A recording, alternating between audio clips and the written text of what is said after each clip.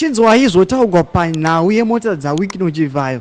Vanhu vakapiwa mota naChivhayo pavashatira manje, nokuti pakuchibuda mamwe mashoko anogwadzisa mudumbu, mashoko ekuti munhu anotofila uncomfortable nezvinenge zvakuitika. Saka mashoko abuda panapa paTwitter handle achinyorwa noti subscribe, like, otina on the bell icon. Nokuti tinoona kuti pamwe anonzi Lini Emmanuel anotaura achiti, let me say this for the last time.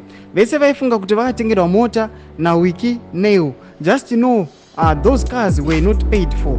Dzoserai mota idzo, regerai vakomana munoremara. Saka ndozvari kutaura panapa achiti aiwa mota dziya dzaipiwa vanhu maAqua nemaBenz malatest achipiwa vanhu Chivhayo. Ari kuti aiwa vakomana mota idzi dzaingopinda hadzanga kutombopewa for. Unoda kuti evidence yakabuditswa zvinzi mota dzasingambobhadhari kana duty kana chi dzaingopinzwa. Saka zviri kunzi pakandoshata.